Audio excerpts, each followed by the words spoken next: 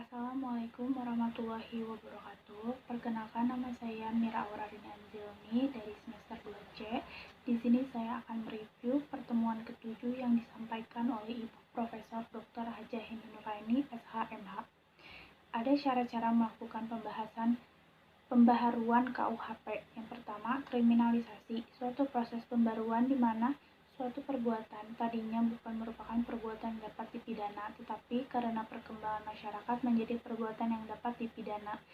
Pembaruan ini diakhiri dengan terbitnya undang-undang baru. Contohnya Undang-Undang Nomor 1 PNPS tahun 1965 tentang penodaan agama. Terhadap undang-undang ini ada kritik dari Profesor Umar Seno Aji yang mengatakan bahwa Undang-Undang Nomor 1 Tahun 1965 Jo Pasal 156 KUHP bukanlah delik agama, tetapi merupakan delik yang berhubungan dengan agama atau penodaan agama.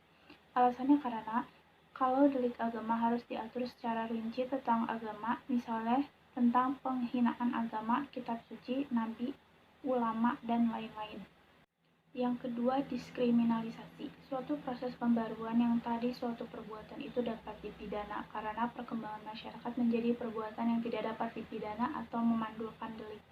Contohnya, pasal 534 KUHP terbatas hanya pada petugas atau penyuluh keluarga berencana, sifatnya terbatas. Undang-Undang Nomor 17 Tahun 1967 tentang penarikan cek kosong. Menurut undang-undang ini, setiap penarikan cek kosong adalah tindak pidana. Akibat dari adanya undang-undang ini, tidak ada orang yang mau melakukan transaksi dengan menggunakan cek karena takut dikenakan sanksi pidana. Lalu selanjutnya, rekriminalisasi, yaitu suatu perbuatan yang tadinya dapat dipidana karena perkembangan masyarakat menjadi tidak dipidana. Kemudian karena perkembangan masyarakat pula, maka perbuatan tersebut menjadi dapat dipidana kembali. Contohnya, Undang-Undang Nomor 17 Tahun 1967 tentang penarikan cek kosong dicabut dengan Undang-Undang Nomor 1 Tahun 1971, sehingga penarikan cek kosong tidak dapat dipidana. Lalu yang keempat ada depenalisasi, suatu proses yang tadinya perbuatan itu dapat diancam pidana, kemudian ancaman pidananya hilang dan masih dimungkinkan untuk diganti dengan sanksi lainnya, misalnya sanksi kurungan diganti dengan sanksi administrasi. Yang kelima, mitigating, suatu proses pembaruan yang tadinya suatu perbuatan dikenakan sanksi hukum yang berat diganti menjadi sanksi yang lebih ringan. Contohnya, pidana mati diganti dengan pidana seumur hidup. Lalu ada metode pembaharuan KUHP. Yang pertama, evolusi atau evolusionis. Pembaharuan yang dilakukan dengan cara menyelipkan pasal-pasal baru dalam KUHP.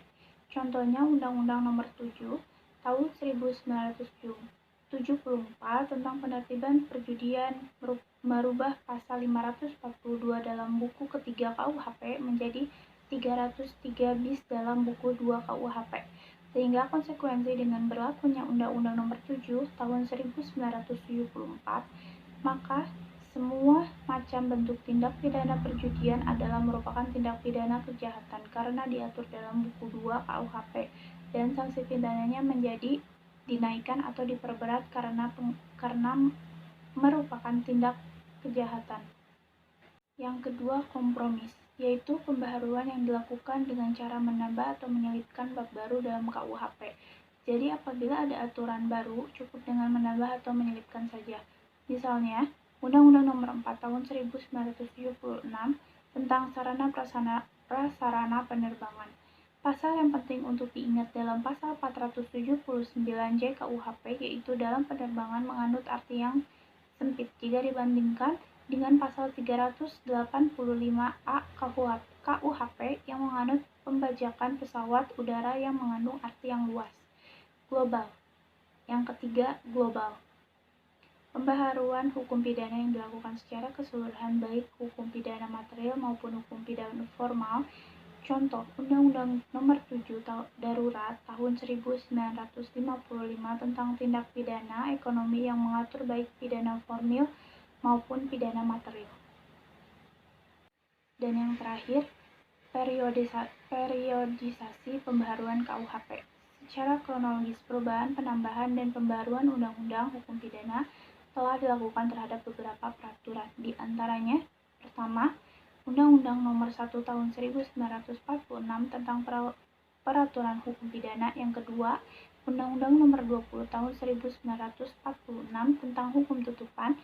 Lalu, Undang-Undang Nomor 7 Darurat Tahun 1955 tentang pengusutan, penuntutan, dan peradilan tindak pidana ekonomi. Lalu Undang-Undang Nomor 1 Tahun 1960 tentang perubahan KUHP. Lalu Undang-Undang Nomor 7 Tahun 1974 tentang penertiban perjudian. Undang-Undang Nomor 27 Tahun 1999 tentang perubahan KUHP yang berkaitan dengan kejahatan terhadap keamanan negara. Dan yang terakhir, Undang-Undang Nomor 31 Tahun 1900 Undang-Undang Nomor 20 Tahun 2001 tentang tindak pidana korupsi. Mungkin cukup sekian dari review pertemuan ke-7 yang saya sampaikan.